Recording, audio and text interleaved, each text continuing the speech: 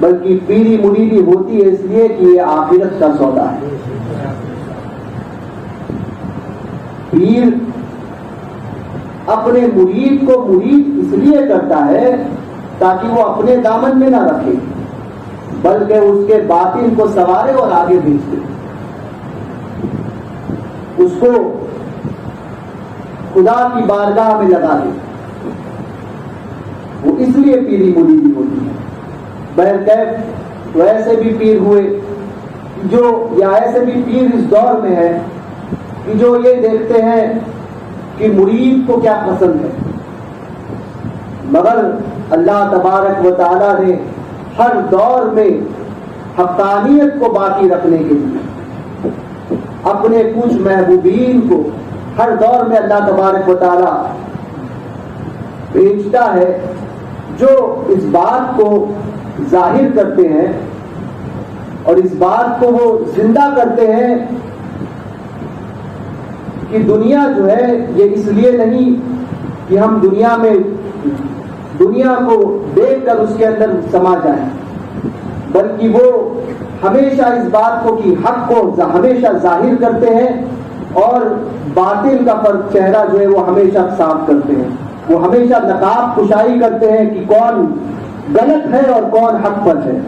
وہ ہمیشہ اس بات کا اظہار کرتے ہیں کہ کون صحیح ہے اور کون غلط ہے. انہی اللہ والوں میں اس دور میں ہم نے اپنے گھر کے علاوہ کچھ بزرگوں کو دیکھا کہ واقعی جن کو ہم کہہ سکتے ہیں کہ وہ اللہ والے ہیں،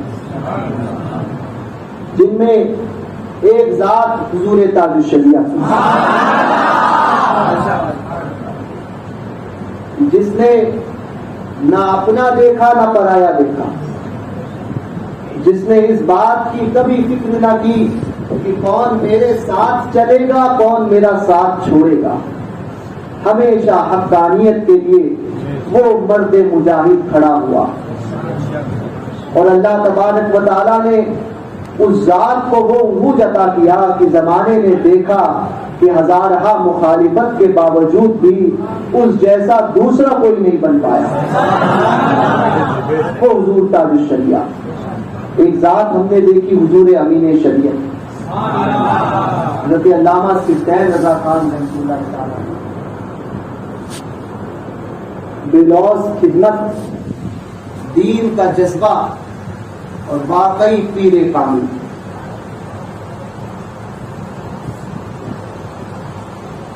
اور جس کو صوفی کہا جائے، جس کے اندر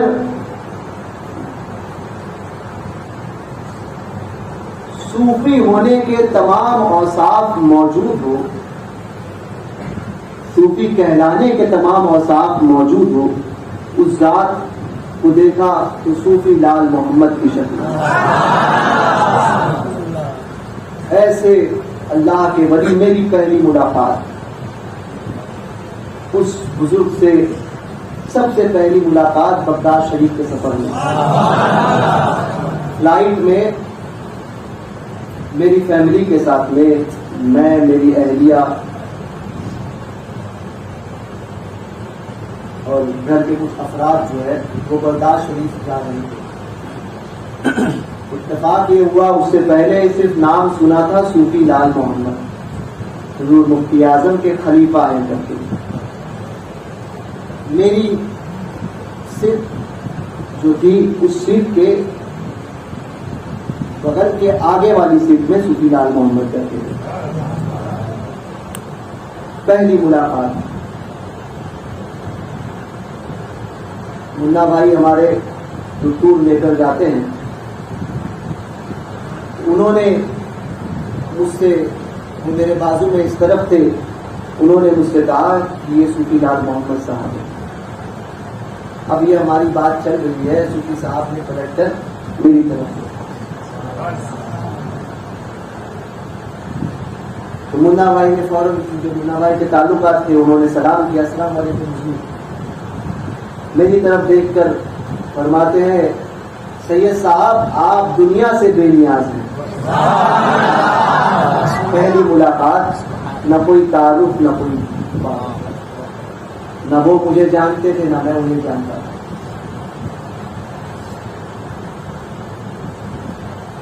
اس کے بعد میں نے بغداد شریف میں، وہ پہلی ملاقات ہوئی ہماری، میں نے بغداد شریف میں اس صوفی کو دیکھا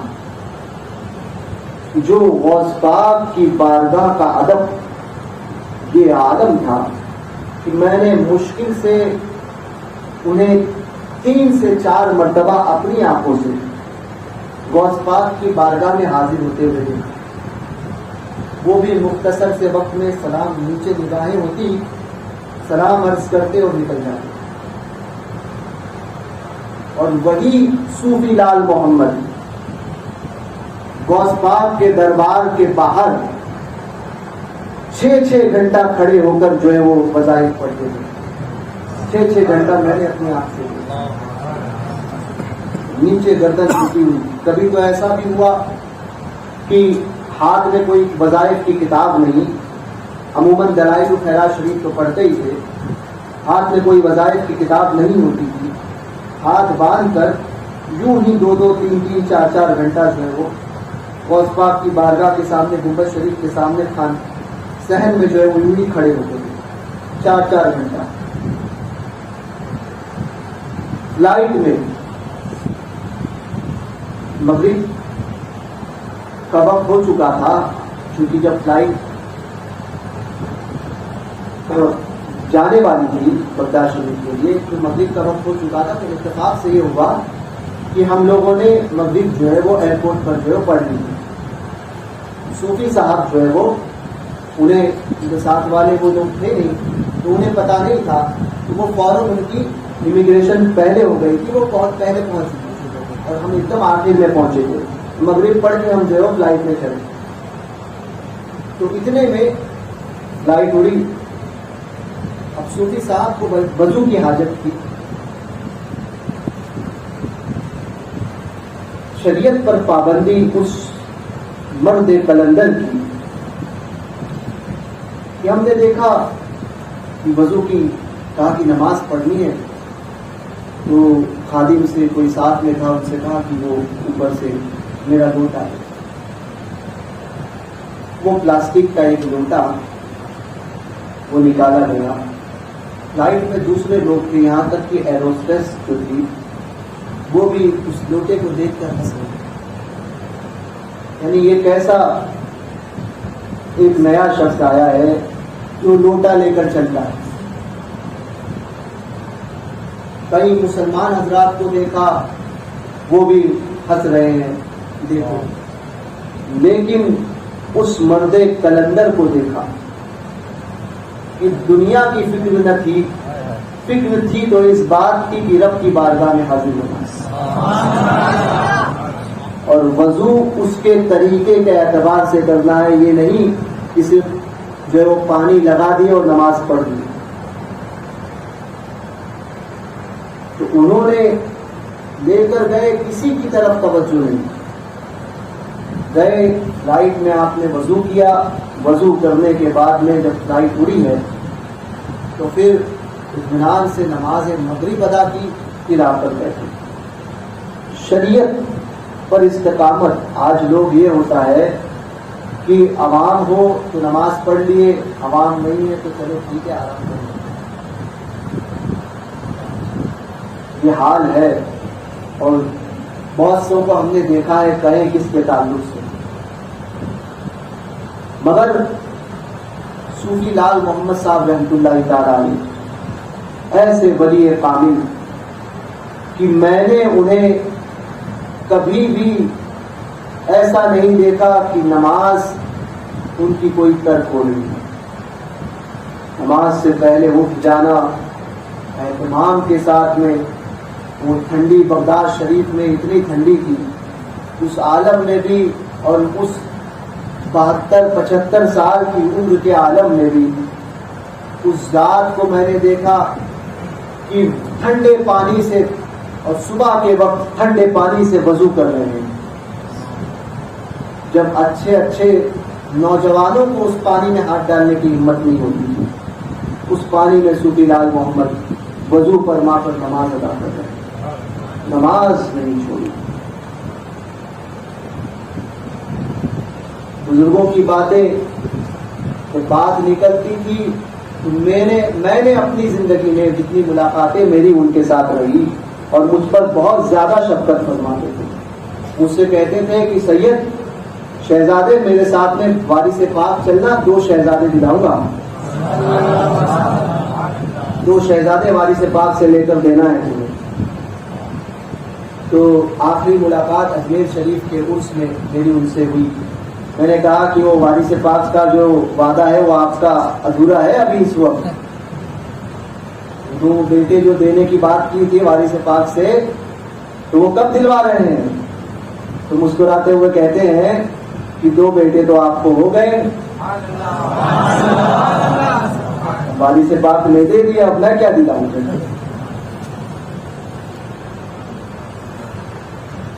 تو بہت زیادہ مجھ سے محبت کرتے تھے. میں نے ان کے پاس جتنا وقت بیٹھا 2 چیزیں میں نے خاص پائی. ایک چیز تو یہ کہ ان کی کسی گفتگو میں کبھی ایسا نہ ہوا کہ میرے سرکار اعلی حضرت کا ذکر نہ کیا. کوئی گفتگو ایسی نہیں تھی کہ اعلی حضرت کے ذکر کے ساتھ میں مولانا روم کی مثنوی کا شعر نہ پڑھا. کوئی گفتگو ایسی نہیں تھی. مثنوی کے تو حافظ تھے وہ, عربی فارسی میں جو دسترس ان کو حاصل تھا شاید ہی میں نے علماء کے کسی اور کو فارسی بولتے ہوئے دیکھا. اعلیٰ حضرت کے اشعار, اور پھر جتنی دیر اپنے مریدین, محبین, متبصرین کے ساتھ بیٹھتے تھے, جب گفتگو ہوتی تھی تصوف پر, مگر تصوف سے گفتگو نکلتی تھی اور ختم ہوتی تھی عقائد پر. عقیدے کی بات ضرور کرتے کہ عقیدہ کیسا ہونا چاہیے. اعلیٰ حضرت کے اشعار سے, اعلیٰ حضرت کے شعر سے آخری ملاقات میں آج مولانا صاحب نے وہ بات کہی, مگر مجھ سے 3 باتیں انہوں نے کہی تھی. کہ اعلیٰ حضرت سے جب ملاقات ہوئی تھی حضور وارث پاک کی, تو وارث پاک نے یہ فرمایا تھا کہ میرا دوست تمہارا دوست, آگے فرمایا تھا کہ میرا گوشت تمہارا گوشت, تمہارا گوشت میرا گوشت, میرا خون تمہارا خون, تمہارا خون میرا خون. وارث پاک نے یہ فرمایا. تو اس طرح سے بزرگوں کی باتیں, بزرگوں کی امانت ان کے سینے میں ایسی تھی کہ واقعی وہ بزرگوں کی ایک یادگار تھی. حضرت صوفی لال محمد صاحب رحمۃ اللہ تعالی علیہ مجھ سے جب پہلی ملاقات ہوئی تھی تو مجھ سے کہنے لگے کہ میں تو اس وقت میں نے نائب رسول حضرت سیدنا شاہ سید رحمت اللہ رحمت آبادی رحمۃ اللہ تعالی علیہ کا نام نہیں سنا تھا. مجھ سے کہا تھا اس وقت کہ تمہارا بہت قریبی رشتہ نائب رسول کے ساتھ ہے, نائب رسول میں جانا تمہارا حصہ تمہیں ملے گا, نائب رسول کی بارگاہ میں تمہارا خاص حصہ ہے. اتفاق یہ ہوا کہ حالات ایسے پیدا ہوئے کہ کبھی آج تک میرا وہاں پر جانا نہیں ہوا ہے, مگر یہ فیضان ہے صوفی صاحب رحمۃ اللہ تعالی علیہ کا کہ اس کے بعد میں نائب رسول کی بارگاہ میں نے جس کو بھیجا سرکاروں کے کرم سے اس کو شفا ضرور ہوئی. صوفی صاحب رحمۃ اللہ تعالی علیہ کی آخری ملاقات میں اجمیر مقدس کے دلی گیٹ کے اس پہلے منزلے پر آخری ملاقات, وہ یادگار ملاقات جس میں انہوں نے سرکار اعلیٰ حضرت اور وارث پاک کے تعلق سے جو باتیں مجھ سے کہی, اس کے بعد میں کہنے لگے یاد رکھنا کہ تمام چیزوں میں سب سے اہم چیز ہے ادب. کہتے ہیں صوفی صاحب نے فرمایا کہ ادب وہ چیز ہے کہ انسان اسی ادب کی وجہ سے کہاں سے کہاں پہنچتا ہے. فرمایا کہ ہمارے بزرگوں نے، ہمارے ابا بھی اس بات کو کہتے تھے کہ بزرگوں کا عالم پہلے یہ تھا. آج یہ ہوتا ہے کہ جب بزرگان دین، ہمارے مشائخ جب جوتیاں اتارتے ہیں تو لوگ اس کو سیدھے پہ تو رکھتے ہیں، لیکن کبھی ایسا ہوتا ہے کہ جوتیاں وہاں رکھی ہوتی ہے اور لوگ آگے آ کے اس کے بیٹھتے ہیں. تو یہ بزرگوں نے فرمایا کہ یہ بھی بزرگ کی بارگاہ کی بے ادبی ہے کہ اپنے مشائخ کی جوتی کے آگے بیٹھا جائے یا اپنے مشائخ کی جوتی کے آگے سے جایا جائے. پھر کہنے لگے کہ اثار میں، محبت میں حضور پر جان فدا کرنے میں سارے صحابی ایک سے بڑھ کر ایک، اور سرکار کے صحابہ میں حضور پر جان نچھاور کرنے میں کسی کا کوئی مقابلہ نہیں. مگر کیا وجہ ہے کہ سیدنا صدیق اکبر سب پہ سبقت لے جائے. ابو بکر صدیق یہاں پر صوفی صاحب عقیدہ بھی دے رہے ہیں کہ دمادم مست کلندر ابو بکر کا پہلا نمبر، یہ عقیدہ بھی پلا رہے ہیں. تو کیا وجہ ہے کہ سیدنا صدیق اکبر رضی اللہ تبارک و تعالیٰ عنہ سب پر سبقت لے گئے، جبکہ سرکار پر جان نثار کرنے میں ہر صحابی اپنے آپ میں بے مثال ہے.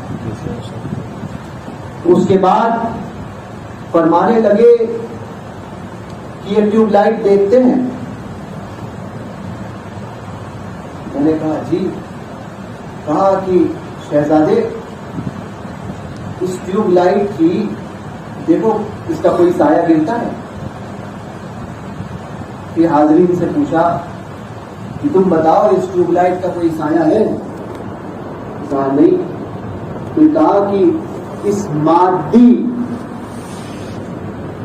نور کا کوئی سایہ نہیں ہے تو اللہ نے اپنے محبوب کو اپنے نور سے پیدا فرمایا اور حضور خود نور ہے، ان کا سایہ کیسے ہے؟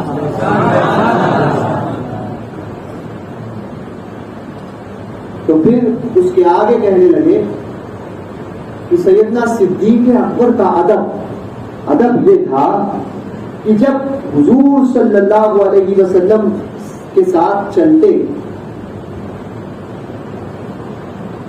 تو کبھی حضور کے پیچھے چلتے، کبھی دائیں چلتے، سمت جو ہے وہ ہمیشہ بدلتے تھے. تو فرمایا سمت کیوں بدلتے ہیں؟ کہا اس لیے کہ وہ حضور صلی اللہ علیہ وسلم کی بارگاہ کا ادب تھا کہ سیدنا صدیق اکبر رضی اللہ تبارک و تعالیٰ عنہ کا ادب ایسا تھا. فرماتے تھے کہ اگر حضور کا بشری تقاضے کے تحت سایہ ہوتا، سایہ تھا نہیں مگر تقاضے بشریت کے تحت سایہ ہوتا تو وہ کہاں گرتا؟ تو سیدنا صدیق اکبر اس جگہ کو چھوڑ دیتے تھے. سایہ تھا نہیں مگر تقاضے بشریت کے تحت اگر کہیں ہوتا تو وہ کہاں گرتا، تو اس جگہ کو چھوڑ دیتے تھے اور پھر چلتے تھے. فرماتے تھے اسی ادب نے سیدنا صوفی صاحب فرماتے ہیں اسی ادب نے سیدنا صدیق اکبر کو ممتاز کیا، اسی ادب نے. پھر جب میری ملاقات، آخری ملاقات صوفی صاحب سے، مجھے ابھی بھی یاد ہے کہ مجھے گلے سے لگایا اور خوب دعائیں دی، اور پھر جو ہے وہ تو میرے لیے خاص اس دن صوفی صاحب نے دعوت رکھی تھی، کھانا بنایا تھا. کھانا بھی مجھے اپنے ہاتھوں سے کھلایا تھا صوفی صاحب نے آخری دعوت. تو واپسی ہوئی میری، تو میرے ساتھ تقریباً 15-20 لوگ تھے. سب میرے پیچھے تھے. سب سے صوفی صاحب نے میرا ہاتھ پکڑ لیا اور سب سے کہا کہ سب اترو، سب نیچے اترو. بزرگوں کی بارگاہ میں جاؤ تو کچھ سیکھو کہ ان کی بارگاہ سے کیا سیکھنے ملتا ہے. تنقیدی نظر اللہ کی ولیوں کی بارگاہ میں قطعی طور پر نہ رکھنا. تو میرا ہاتھ پکڑا اور مجھے رکا لیا، سب سے کہا کہ سب اتر جاؤ۔ جب سب سیڑھیوں سے آدھی سیڑھی اتر گئے تو پھر مجھے گلے سے لگایا اور میں نے دست بوسی کرنا چاہی تو ہاتھ کھینچ لیا اور کہتے ہیں کہ کیا مجھے گنہگار کرو گے؟ قیامت میں کیا جواب دوں گا؟ میں تحدیث نعمت کے لیے کہہ رہا ہوں، میں ہماری حیثیت کچھ نہیں، ہم اپنے سرکاروں کی بارگاہ کے کتے ہیں، مگر بڑوں کی کہتے ہیں نا کہ بڑوں کی بات کرتے ہیں، اس لیے ہم بڑے ہیں، ہماری حیثیت نہیں۔ تو صوفی صاحب رحمۃ اللہ تعالی علیہ نے وہ پھر جو ہے وہ میرا ہاتھ لے کر کو چوما اور پھر مخاطب جتنے لوگ تھے ان سے کہا یاد رکھنا جب سیڑھیاں چڑھنے کی بات آئے، جب سیڑھیاں چڑھنے کی بات آئے تو تم میں سے جو تم میں جو بزرگ ہوگا وہ سب سے پہلے چڑھے گا، تاکہ تم نیچے رہو، بزرگ ہمیشہ اوپر رہے۔ اور جب سیڑھیاں اترنے کی بات آئے تو چھوٹا ہمیشہ پہلے اترے گا، بزرگ کو آخری میں اتارے گا، تاکہ سب نیچے رہے، بزرگ اوپر رہے۔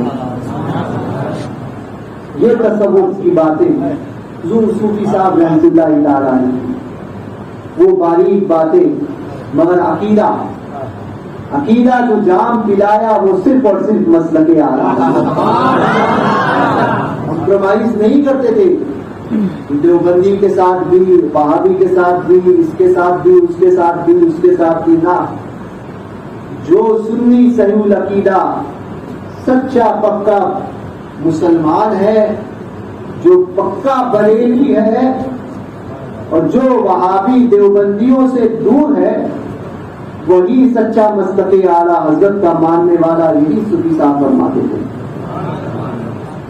یاد رکھنا صوفی صاحب رحمۃ اللہ تعالی علیہ سے جو مرید ہیں، ان مریدوں کو صوفی صاحب کا یہ حکم سمجھیں، یہ وصیت سمجھیں، اور جو محبت کرنے والے محبین حضرات ہیں وہ صوفی صاحب کی نصیحت اس بات کو سمجھیں، ان کی وصیت سمجھیں، ان کا حکم سمجھیں، جو سمجھنا ہے سمجھیں کہ مسلک اعلیٰ حضرت پر ہمیشہ مضبوطی سے قائم رہنا۔ میں ہمیشہ کہتا ہوں مسجد کے گھنٹا اور مسجد کے اذانیں ایک نہیں ہو سکتی، اسی طرح سے وہابی دیوبندی کبھی ایک نہیں ہو سکتا، وہابی دیوبندی اور سنی کبھی ایک نہیں ہو سکتا، سمجھے؟ حق اور باطل کبھی ایک نہیں ہو سکتے۔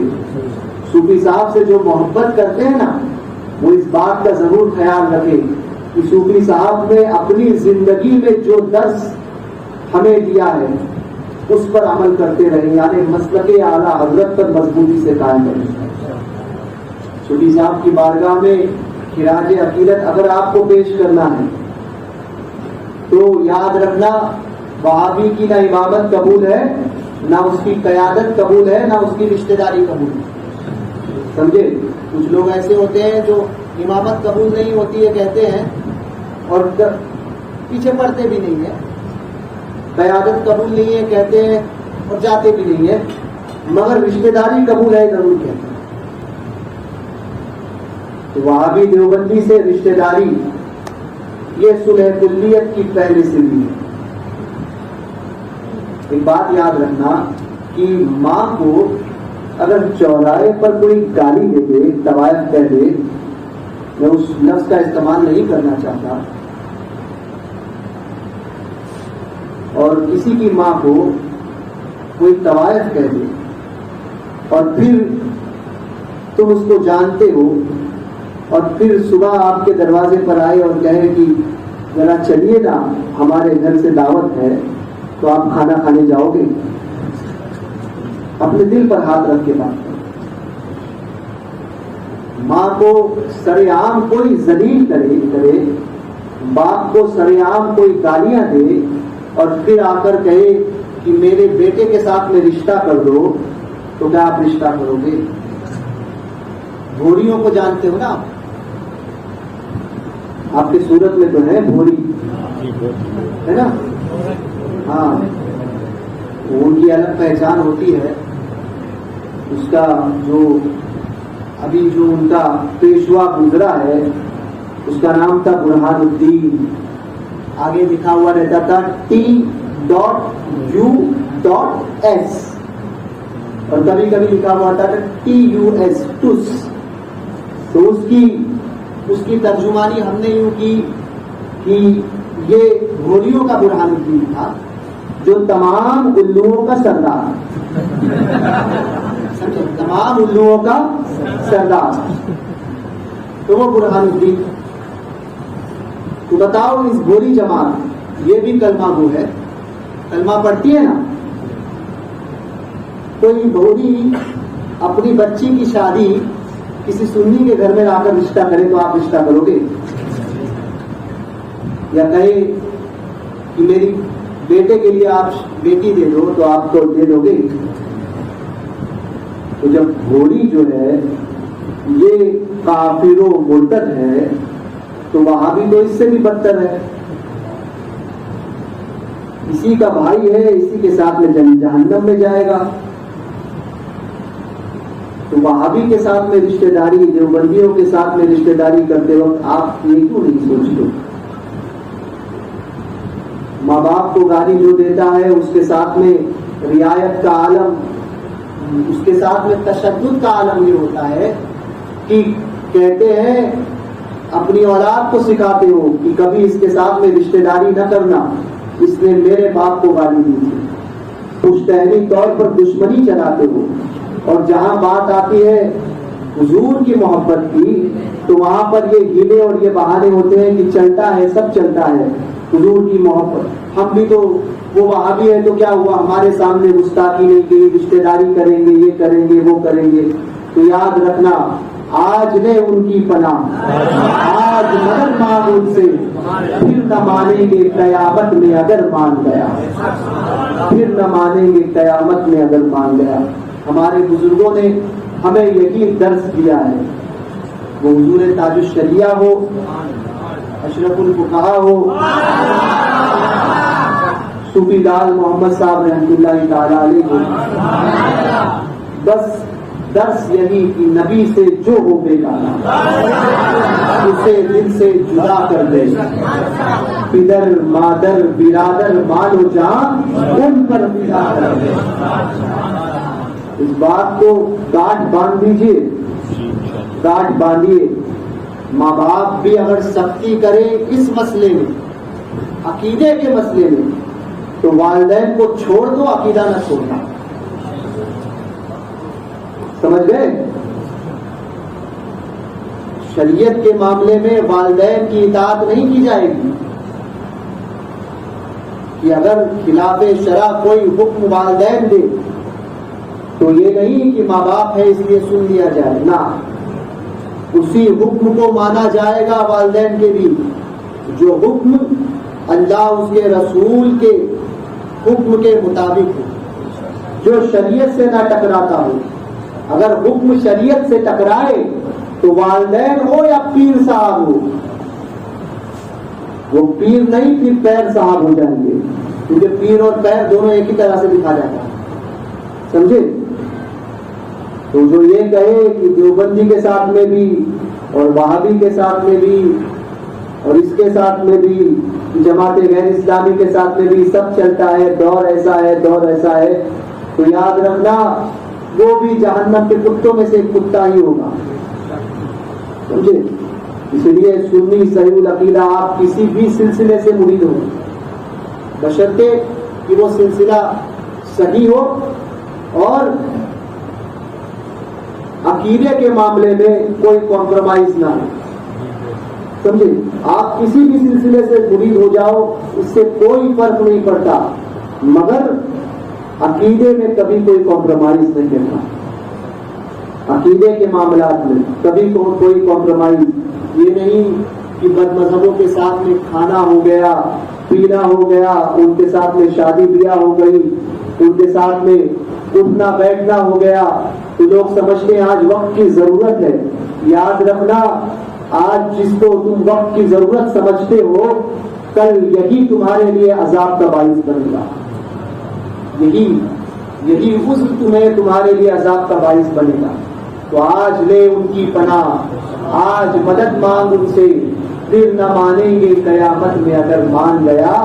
اور سنی تو ایسا ہونا چاہیے, میں کہتا ہوں ٹناٹن ہو, سمجھے, ٹناٹن ہو, اور وہابیوں دیوبندیوں کے معاملے میں KKS ہو, بخار ہو, عقیدے کے معاملے میں ٹناٹن ہو, سمجھے. اور PPS تو کبھی مت بننا, پلپلا, سمجھے.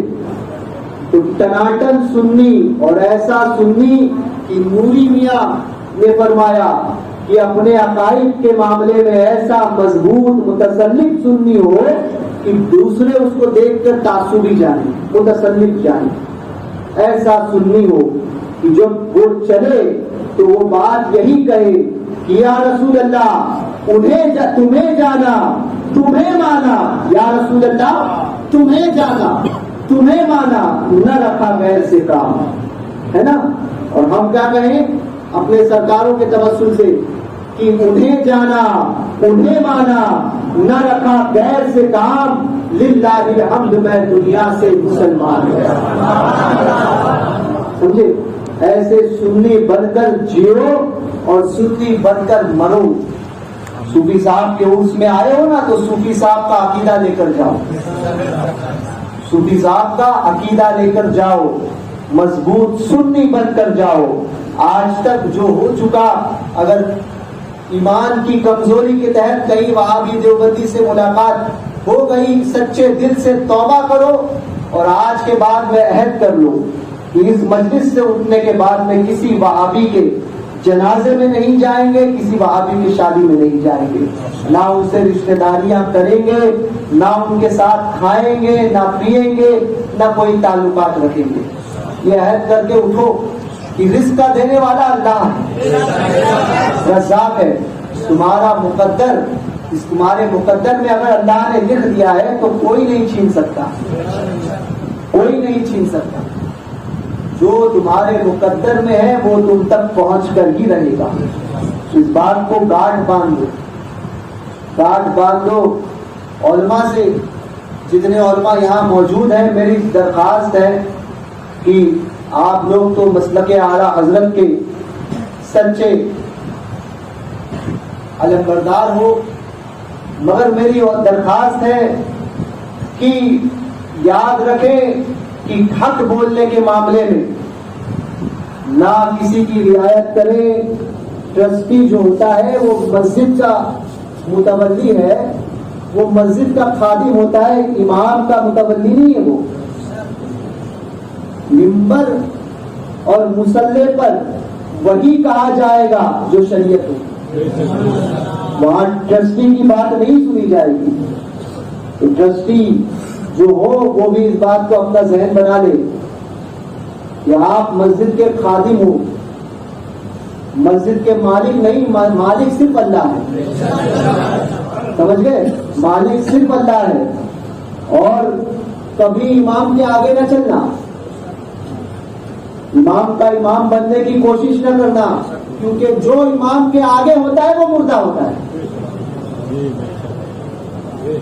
امام کے آگے جو چلا گیا وہ مردہ ہوتا ہے, جنازہ اسی کی پڑھی جاتی ہے.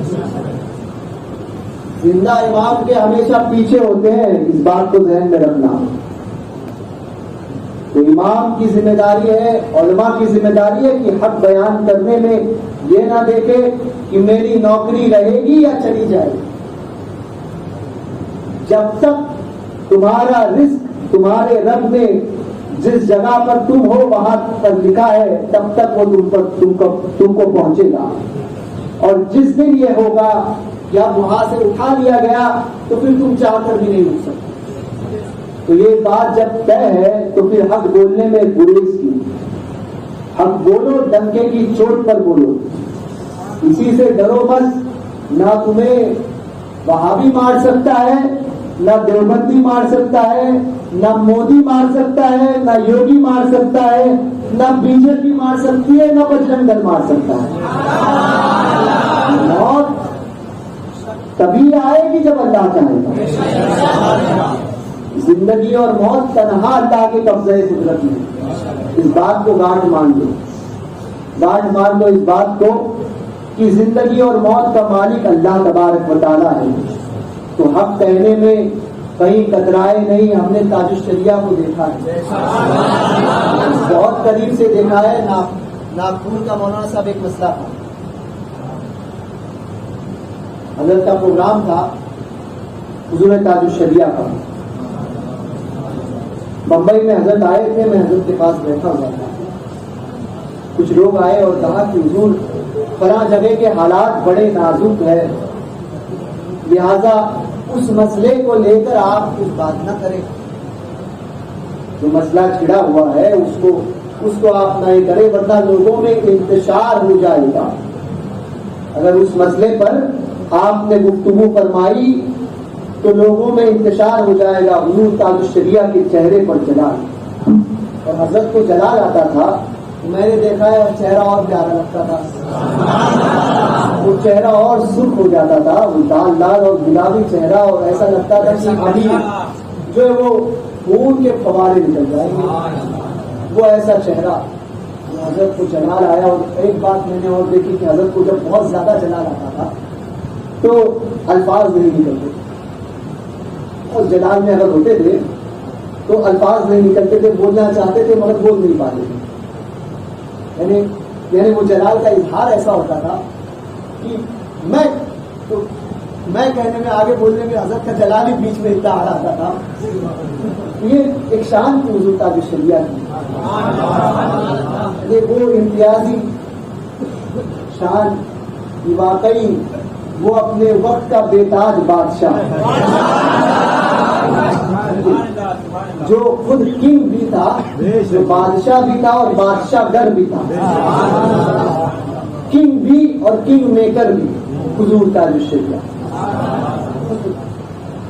تو حضرت نے پھر فرمایا کہ تم کہتے ہو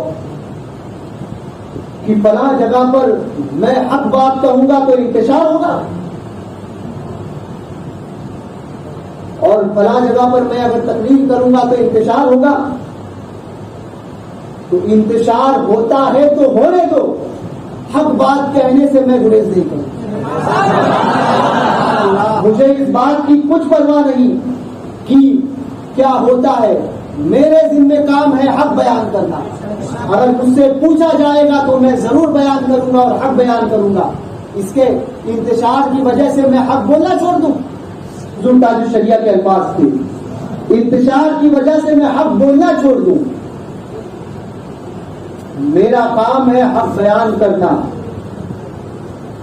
حضور تاج الشریعہ نے یہی پیغام دیا. اور زندگی میں نے دیکھا ہے جب تک حضرت کے پاس جتنی ساعتیں مجھے رہنے کا موقع ملا کہ احقاق حق میں حضور تاج الشریعہ کبھی پیچھے نہیں. تاج الشریعہ کے ماننے والے ہو، ان سے عقیدت رکھتے ہو، ان کے چاہنے والے ہو تو تاج الشریعہ کی زندگی کا یہ پہلو ضرور اپناؤ کہ حق بات کو اپنانے میں اور حق بات کہنے میں کبھی کسی کا خیال نہ کرنا کہ سید صاحب کو خراب لگے گا، مولانا صاحب کو خراب لگے گا، پیر صاحب کو خراب لگے گا، حضرت صاحب کو خراب لگے گا. نہ عوام کو خراب لگے گا، مریدین کو خراب لگے گا. نہ، جس کو خراب لگنا ہے لگ جائے، ہمیں راضی کرنا ہے اللہ اس کے رسول. صوفی صاحب رحمۃ اللہ تعالی علیہ کی زندگی کا یہی درس. ان کی زندگی کو جتنا میں نے دیکھا، ہر وقت ان کو اپنی آخرت کی فکر اور اس بات کی فکر کہ اللہ اس کا رسول مجھ سے کیسے راضی ہو جائے، اور رضائے الہی کے لیے ان کا ہر کام. اس صوفی باصفا کو میں نے جتنا جانا ہے بہت کم شاید یہ علماء جانتے ہیں، قریب رہنے والے حضرات میں سے ہے یا جو قریب تھے صوفی صاحب کے وہ جانتے ہیں کہ بہت کم سٹیج پر جایا کرتے تھے. شاید ہی کبھی ممبر پر وہ بیٹھتے ہوں، بہت کم. یعنی اسٹیج پروگرام ان کی زندگی میں اگر دیکھو گے تو بہت کم ملے گے آپ کو. اپنے علاقوں میں کہیں کر لیے، دور دراز میں تو شاید ہی کہیں کرتے ہو یا اسٹیج پر پہنچتے ہو. تو کیا وجہ تھی کہ یہ وہ بات جانتے تھے واقعی صوفی ایسا ہوتا ہے کہ کہیں اس منبر کا نشہ دماغ پر نہ چڑھتا. تقریر مجھے نہیں لگتا کہیں کرتے ہو, میں نے تو نہیں دیکھا ہے. آپ جانتے ہو کہیں شاید کہیں کچھ نصیحت کر لی تو کر لی ہو, مگر عموماً جو ہے وہ محفلوں میں, نجی محفلوں میں گفتگو فرماتے تھے. لیکن اس طرح سے مساجد میں, ممبروں پر, اسٹیج پر کوئی تقریر شاید نہیں کرتے ہو. تو صوفی صاحب رحمۃ اللہ تعالیٰ علیہ کی زندگی سے میں نے یہ سیکھا, اور میں نے اپنے بزرگوں سے سنا ہے. اللہ تبارک و تعالیٰ, میں دعا, جب سے میں نے اس بات کو اپنے بزرگوں سے سنا اور صوفی صاحب کی زندگی میں دیکھا, میں پناہ مانگتا ہوں اللہ تبارک و تعالیٰ کی کہ اللہ تبارک و تعالیٰ اپنے امان میں ہم سب کو رکھے. میں نے اپنے بزرگوں سے سنا کہ جس کو اللہ تبارک و تعالیٰ قوت گویائی عطا کرتا ہے, اللہ کی خفیہ تدبیر سے بچنا چاہیے اور اللہ ہمیں محفوظ رکھے. جس کو قوت گویائی عطا ہوتی ہے, قوت عمل اس سے سلب کر دی جاتی ہے. بولنے کی قوت عمل کو سلب کرتی ہے. تو اللہ اگر بولنے کی قوت ہمیں عطا کرے تو عمل کے ساتھ, خلوص کے ساتھ عطا کرے. تو سنی اس علاقے میں صوفی صاحب رحمۃ اللہ تعالیٰ علیہ بہت کم لوگ جانتے ہیں. جو لوگ جانتے ہیں, مگر جتنا رہے اتنا اپنے قریبی لوگوں کو مسلک کا وفادار بنا دے گا. سنیوں, ان کی زندگی سے یہ سبق حاصل کرو اور یاد رکھنا, اس علاقے میں صوفی صاحب نے جتنی محنتیں اپنے اعتبار سے کی ہے, اب آپ کو اسے برقرار رکھنا ہے. صوفی صاحب کا مشن, حضور تاج الشریعہ کے زمانے میں کہتا ہوں کہ مسلک اعلیٰ حضرت پہ قائم رہو, زندگی دی گئی ہے اسی کے لیے, اور مسلک اعلیٰ حضرت سلامت رہے, ایک پہچان دین نبی کے لیے. دوران گفتگو اگر مجھ سے کوئی ایسی بات سرزد ہوئی ہو کہ جس پر شریعت کی پکڑ ہو, دانشتہ نادانشتہ طور پر, میں ان مقدس علماء کی جماعت کی موجودگی میں, حاضرین مجلس کی موجودگی میں, ان تمام باتوں سے, جو باتیں اگر دوران گفتگو خلاف شرع مجھ سے نکلی ہو, ان باتوں سے میں توبہ کرتا ہوں, رجوع کرتا ہوں. استغفر اللہ ربی من کل ذنب واتوب الیہ, لا الہ الا اللہ محمد رسول اللہ.